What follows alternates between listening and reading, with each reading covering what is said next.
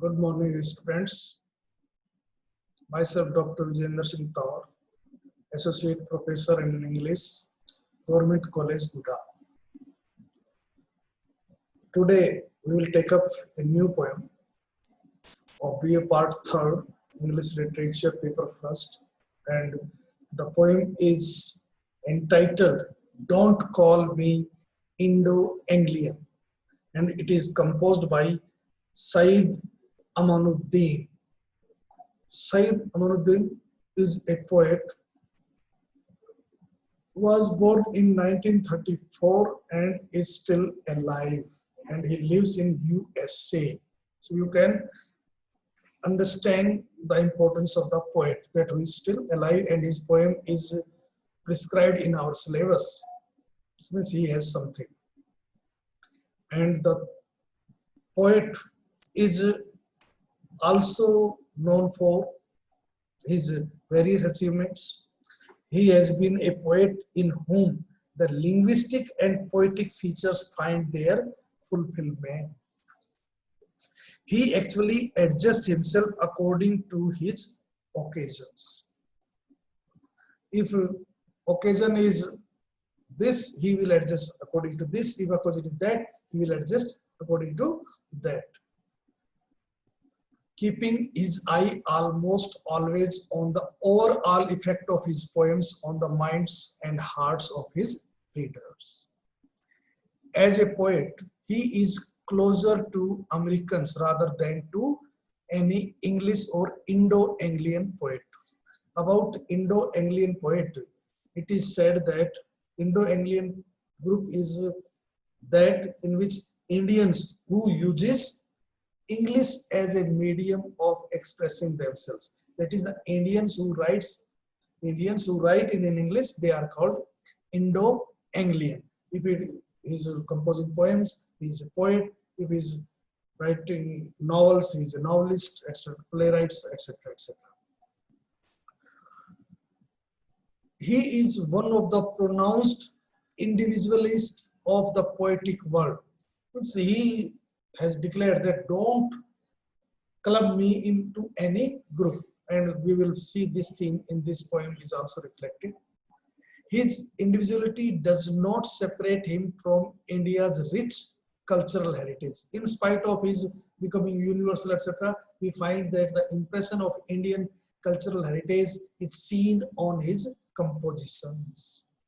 He has had a long poetic career since 1967, has produced a number of collections of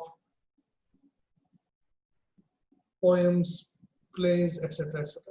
And some of them are The Forbidden Fruit in 1967, Tiffin State Hospital 1970, Poems of Protest 1972, Lightning and Love 1973, The Age of Female Innings 1974, Adventures of Atman 1977, James and Germs 1978. In all his works, Sayyid appears as a sensitive poet of our times who is devoted to his cause with all sincerity and seriousness. We can say Sayyid Amanuddin is very, very important person of the present India among poets, not in political field or other field, among poets.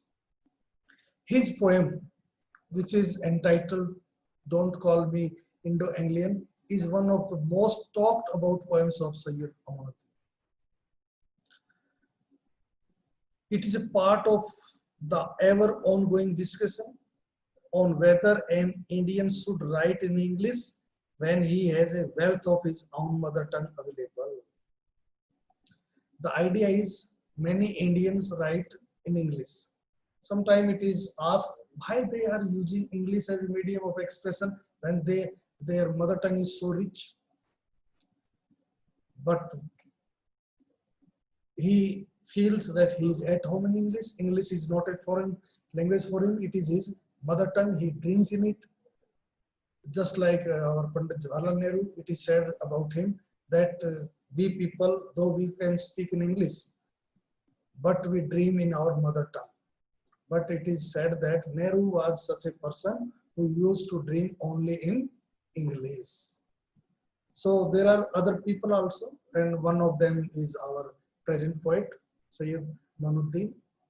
It is a common practice that Indian poets who use English as a medium to express their thoughts are termed as Indo-Anglian writers. But Amanuddin does not like this kind of nomenclature. He is allergic to the term Indo-Anglian. He hates when people call him Indo-Anglian. Now let us come to the poem. As I have told you that I am giving you the explanation in this video, and you will get the question in PDF which I am going to at your WhatsApp group. The poet begins, and you will notice one thing, that the poet has not followed the traditional way of composing poems. He has not used any punctuation marks, comma, capitalization, etc. Nothing like that. Just written what he wants to say. He says, no, I don't want to be a hodgepodge of culture, hodgepodge mixed of something different. As I have given a meaning also on the slide, which is a confused mixture of different things. He don't want that he should be regarded as a mixture of some many cultures. A confusion of language, that his mother tongue is Kannada.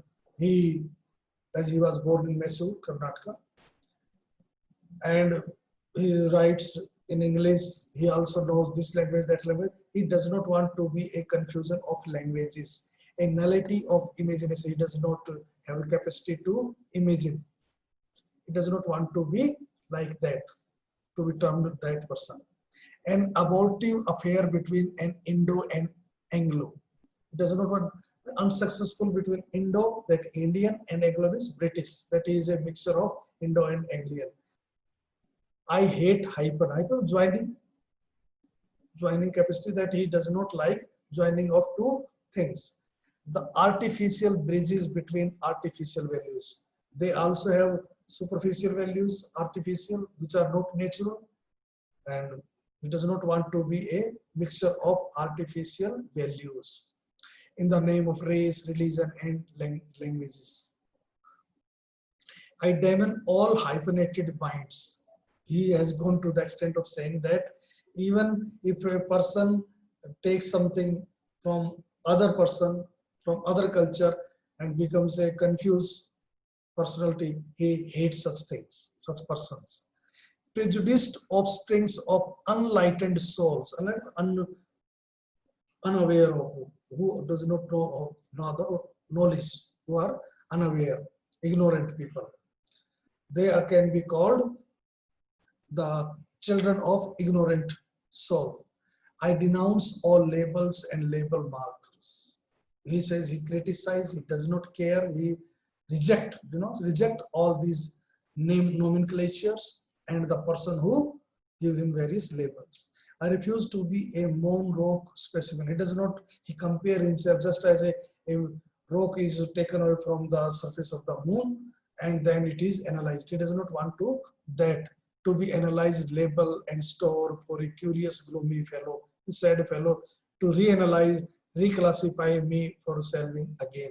That Mr. Sayyuddin Amanuddin is having this characteristics, and he can be labeled this. He can be called Indo-Anglian. He can be called Kannada. He can be called Indian. He can be called USA citizen, etc., etc. He does not want to be a specimen for these practical experimenter.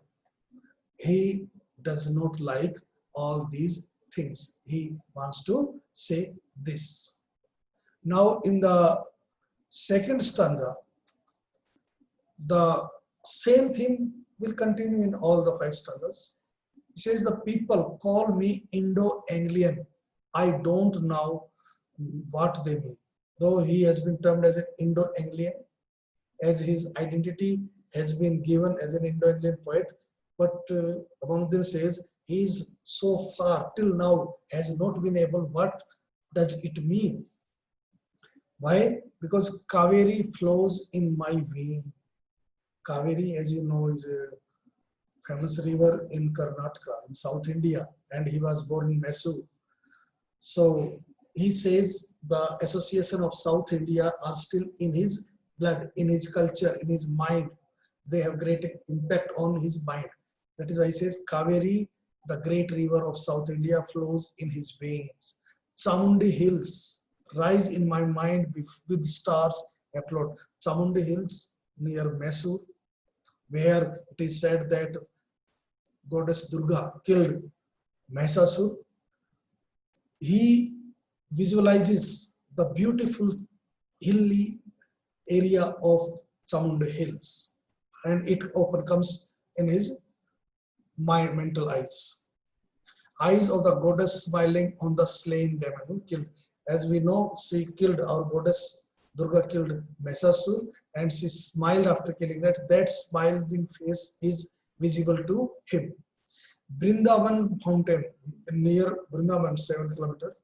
There happens to be a famous garden, fountain, and it is very beautiful place. This December, I happened to visit Mysore for 4 days. So I saw Chamundi Hills, Vrindavans, they are very beautiful. Fountains sing in my soul their musical colors. They play and give very beautiful musical appearance.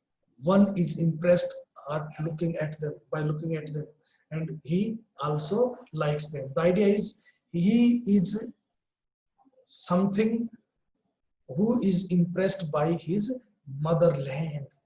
The association of the motherland have not differently parted away from his mind. He still remembers them. Now let us come to the next stanza. But I am not tied down to my childhood scene.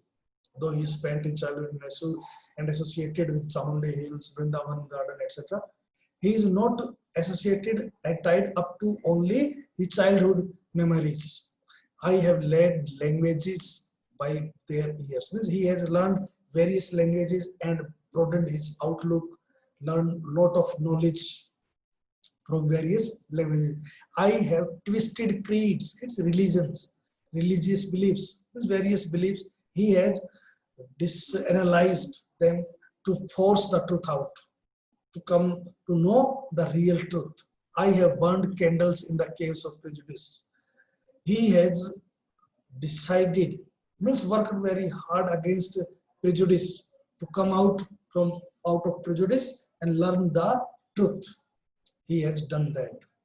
I have surged in the oceans of being. He has swam in the ocean just to take adventure and know something or find out something. In the same way, to find out the truth, he has taken deep dive in the ocean of ignorance and tried to find out the knowledge. I have flown across the universe on the wings of my thought, and he is not so limited to particular area, but he has traveled throughout the universe on in the imaginary wings just to know the truth. So he cannot be associated or given or tied to a particular group. He is beyond all that. He is beyond all that. Now the next stanza, they call me Indo-Anglian, the mistaken, misinformed form. The people who call him Indo-Anglian, actually they are mistaken. They do not have the real knowledge. Such people can be called that they are misinterpreting his association. They are cutting him off from the external world and make him invalid. They class me with a small group of writers, cloistering me. Means they associate him to a small group. Indo-Anglian is a small group, whereas he wants to be a part of the whole universe. Crippling means making me invalid, that I am ineffective. I am effective only up to a particular area. He wants to say that he is beyond that. I would rather roam with Kalidas and Kabir. He says he would rather like to be grouped with great poets like Kalidas, Kabir. As we know, Kalidas great Sanskrit poet of India, Kabir, religious poet, great poet of Bhakti movement, and go to the spiritual journey with Dante. Dante Alighieri is a great Roman poet who has traveled Inferno, Purgatory, and heaven. He would like to travel with him. That is, he will undertake a spiritual journey of Inferno, Purgatory, and Paradise with Dante. He will meditate with Umar Khayyam on the mathematics of existence and sing with Ghalib the envisional, and he would like the company of Ghalib, grouped with the Ghalib who used to sing songs of love, particularly separation. Drown with Li Po. Li Po is a great Chinese poet who noted for his romantic songs on wine, women, nature, etc. He would like to be labeled among that group, not to a particular Indo-Anglian group. He would like to be considered a poet who belongs to not a particular area, particular class, particular country, but to the whole universe. He would like to say this. Now let us come to the last stanza in which he has stated what he wants to say. He says, they call me Indo-Anglian. It is true, I write in English. He says the people who call him Indo-Anglian because he writes in English and he is an Indian. He admits the truth that he uses English as a medium to express his ideas. Dream in the language of Shakespeare and Keats. He also, as I told you earlier, that just like Nehru, he is also used to dream in the language of Shakespeare and Keats, that is English. Shakespeare and Keats are great poets of English language, but I am not an Anglo, my friend. Though he dreams in English, he likes Shakespeare and Keats, but he does not want to be termed as an English poet. What he wants, he says, I am a poet. He wants that he should not be called Indo-Anglian poet, English poet, or Indian poet, or Kannada poet. He should be regarded as a poet. I have lived 40 centuries under various names. I am now Amanuddin. 40 centuries means he has lived about 4,000 years of Indian cultural heritage in his blood. By various names he has been known. But now he should not be identified by any kind of identification or classification. He should be remembered only as a person, and that person's name is Amanuddin, and he belongs not to a class but to all. So this poem comes to an end. With this poem comes to an end, and about this poem I would like to say, as you know, remarkable feature of his diction, language used by the poet, is the use of abbreviated word and phrases. For example, N has been used for and. He is also at home in the employment of slangs and jargons. That is, slang means informal words, words of particular profession he has used. And he has achieved his purpose in a masterly manner. What Amanuddin wanted to say, he has stated in a very effective